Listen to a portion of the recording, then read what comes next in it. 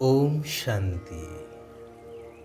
सर्वशक्तिमान सर्वज्ञ सर्वगुणर सागर सर्वमय कर्ता निराकार परमात्मा शिव बाबांकर श्रेष्ठ ज्ञान आधार निजकु सर्वगुण संपन्न करैबार पुरुषार्थ करुथिबा महान आत्मा मानंकु हृदयर सहित ईश्वरीय शुभ अभिनंदन शुभेच्छा शुभकामना सुप्रभात सुस्वागतम। कथारे अछि भगवान जेतेबेले दियंती छपर फटेई दियंती अर्थात असरंती संपत्ति प्रदान करिथांती। थरे जणे लोक मंदिर को जाई कहिले, प्रभु आपण कुआडे जाहाकू दियंती तार भंडार भरपूर हो जाए, पीढ़ी पीढ़ी खाइले बोइले सरे नहीं, तेबे मो उपरे टिके दया करुनाहांती काहींकी? मु तो नीति हृदयर सहित आपणंकु गुहारी करुछि। भगवान शून्यवाणी शुणिले कि मु तो समस्तंकु देवा पाई प्रस्तुत अछि, कारण मोर कर्तव्य होछि देवा। परंतु नेलावाला मो कथा शुणिले तो मो ठारु संपत्ति पाइबा पाई हेले मु जेउ कथा कहूछि सही अनुसारे काम करिबा दरकार। तहु लोक जनक कहिले, प्रभु आपण आदेश करंतु मते कौन करिबा को हेबो? उत्तर रे भगवान कहिले, बेसी किछि कष्ट काम नुहे कि धन खर्च करिवार कथा मध्य नाही। केवल प्रत्यह ब्राह्म मुहूर्त रे उठी निद्रा त्याग करी एकनिष्ठ होई केवल मोरी स्मृति रे रही निस्वार्थ प्रभाव रे सारा जगतर कल्याण पाई शुभ चिंता कर। से मित्र ही थाउ बा शत्रु, कहा प्रति घृणा भाव न रहू कि मोह आदि न रहू। एपरि भावरे बस जेपरि कौनसी भी परिस्थिति बा किपरि भी वातावरण ही थाउ, किंतु तुमे जेपरि विचलित न हुआ।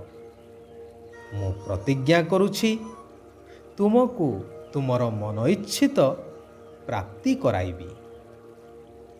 लोकटी अति आनंद रे प्रभुंक उद्देश्य रे प्रणाम जनाई घर को फेरिले।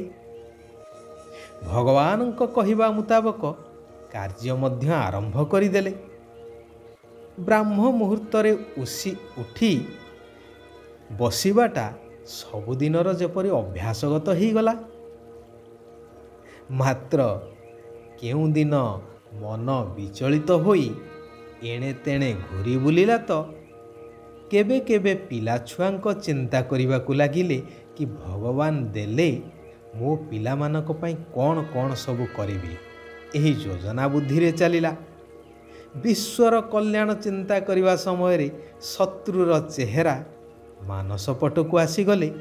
न चाही मध्य अजाणतरे केते समय पर्यंत सही व्यक्ति प्रति ओलटा सीधा व्यर्थ चिंता चलिला, ताहा मध्य जଣା पड़िला नहीं।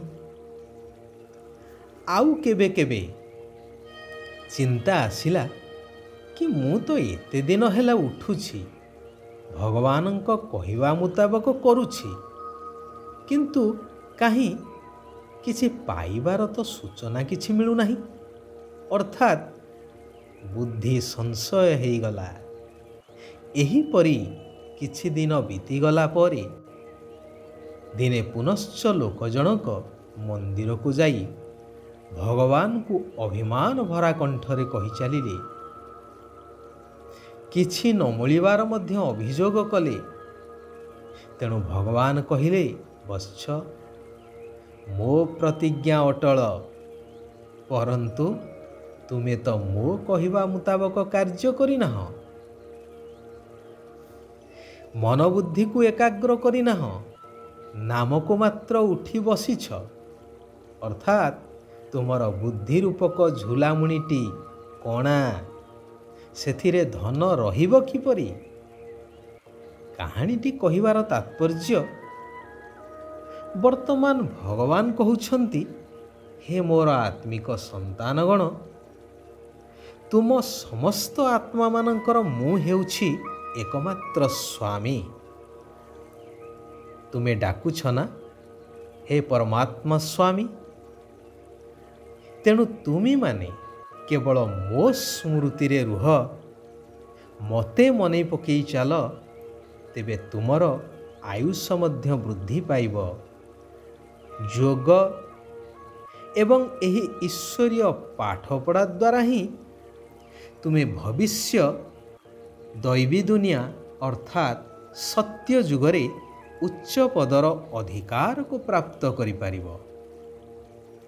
ଭାରତକୁ ଶତପ୍ରଧାନ ସ୍ୱର୍ଗ କରିବାର ସେବା କରିବା ମଧ୍ୟ ଦରକାର।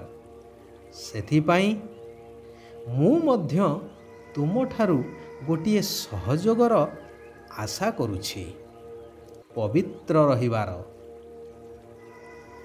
ତେଣୁ ପ୍ରତିଜ୍ଞା କର, ଆମେ କାମ ବିକାରକୁ ଜିତିବୁ ନିଶ୍ଚୟ, ପବିତ୍ର ରହିବୁ ନିଶ୍ଚୟ। ସକାଳୁ ସକାଳୁ ଉଠି ନିଜ ସହିତ ଏହିଭଳି କଥା ହୁଅ କି, ମିଠା ବାବା, ମୁଁ ଆପଣଙ୍କୁ ଏହିଭଳି ସହଯୋଗ ଦେବା ପାଇଁ ପ୍ରସ୍ତୁତ ଅଛି।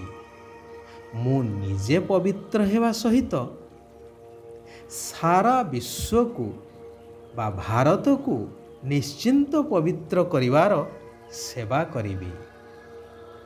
ଯେହେତୁ ଭାରତ ହିଁ ଅବିନାଶ ଭୂମି, ଗାୟନ ମଧ୍ୟ ଅଛି ଶାସ୍ତ୍ରରେ, ଯୁଗେ ଯୁଗେ ଭାରତ, ଯାହା ନାହିଁ ଭାରତେ ତାହା ନାହିଁ ମରତେ। ଏବଂ ବାଇବେଲରେ ମଧ୍ୟ ଉଲ୍ଲେଖ ଅଛି କି ଯୀଶୁଙ୍କ ଆସିବାର 3000 ବର୍ଷ ପୂର୍ବେ ଭାରତ ସୁନାର ଚିଡ଼ିଆ ଥିଲା। ଅର୍ଥାତ୍ ଭାରତ ହେଉଛି ଭଗବାନଙ୍କର ଜନ୍ମସ୍ଥାନ, ତାହା ହେଉଛି ଅବିନାଶ ଭୂମି। ମୁଁ ସେହି ପବିତ୍ର ଭୂମି ପାଇଁ ନିଶ୍ଚିନ୍ତ ସେବା କରିବି। ମୁଁ ଆପଣଙ୍କ ଶିକ୍ଷା ଅନୁସାରେ ଚାଲିବି, କୌଣସି ବି ପାପ କର୍ମ କରିବି ନାହିଁ। ବାବା, ଏହା ଆପଣଙ୍କର ହିଁ ଚମତ୍କାରିତା, ଯାହାକି ସ୍ୱପ୍ନରେ ମଧ୍ୟ ନଥିଲା ଯେ ମୁଁ କେବେ ସତ୍ୟଯୁଗୀ ସ୍ୱର୍ଗରାଜ୍ୟର ମାଲିକ ହେବି। ଆପଣ ମୋତେ କ'ଣରୁ କ'ଣ କରିଦେଉଛନ୍ତି ବାବା। ବାଃ ବାବା ବାଃ, ଏହିପରି କଥା ହେବା ଆବଶ୍ୟକ। ପ୍ରାପ୍ତିକୁ ସମ୍ମୁଖରେ ରଖି ନିରାକାର ଶିବ ପିତାଙ୍କୁ ନିରନ୍ତର ମନେ ପକାଇବାର ଅଛି। ଶିବ ବାବା କହୁଛନ୍ତି, ମହାବୀର ହୋଇ ପ୍ରତ୍ୟେକ ସମସ୍ୟାର ସମାଧାନ କରୁଥିବା, ସର୍ବଦା ନିର୍ଭୟ ଏବଂ ବିଜୟୀ ହୁଅ। ଯେଉଁମାନେ ମହାବୀର, ସେମାନେ କେବେ ହେଲେ ଏହିଭଳି ବାହାନା କରିପାରିବେ ନାହିଁ ଯେ ପରିସ୍ଥିତି ବା ସମସ୍ୟା ଏଇଭଳି ଥିଲା, ସେଇଥିପାଇଁ ମୋର ପରାଜୟ ହେଲା, ମୁଁ ହାରିଗଲି।